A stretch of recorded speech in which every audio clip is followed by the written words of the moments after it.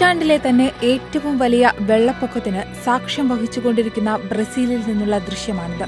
തകഴിയുടെ വെള്ളപ്പൊക്കത്തിൽ എന്ന കഥയിൽ വീടിന് മേൽക്കൂരയിൽ ഉപേക്ഷിക്കപ്പെട്ട നായയെ ഓർമ്മിപ്പിക്കും വിധമുള്ള കാഴ്ച. $1.49 ബില്യൺ നഷ്ടമാണ് ഇതുവരെ വെള്ളപ്പൊക്കത്തെ തുടർന്ന് ബ്രസീലിൽ ഉണ്ടായിട്ടുള്ളത്.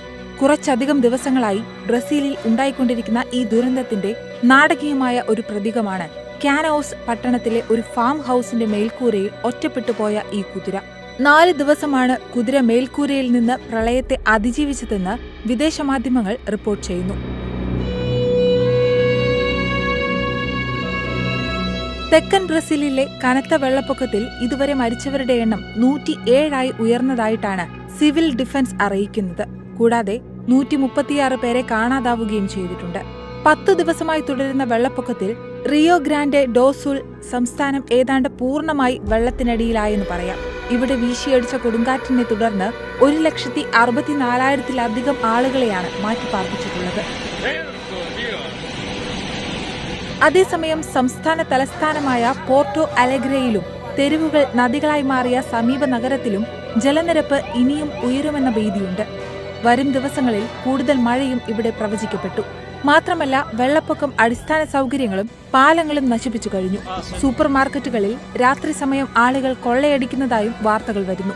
എന്നാൽ നിരവധി ജലപ്ലാന്റുകളുടെ പ്രവർത്തനം നിർത്തിയതിനാൽ ജനസംഖ്യയുടെ 80% കുടിവെള്ളം ലഭ്യമല്ല.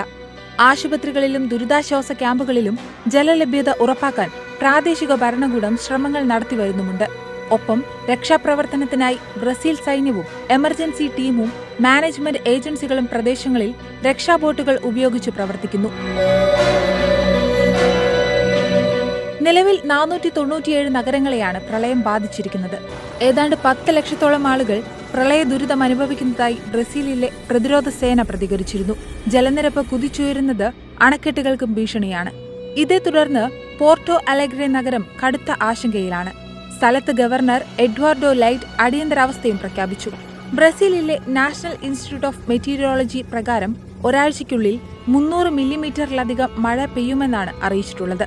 2023 ജൂലൈ, സെപ്റ്റംബർ, നവംബർ മാസങ്ങളിലുണ്ടായ വെള്ളപ്പൊക്കത്തിനു ശേഷം ഒരു വർഷത്തിനിടെ റിയോ ഗ്രാൻഡെ ഡോ സുൾ കാണുന്ന 4ാമത്തെ ദുരന്തം കൂടിയാണിത്.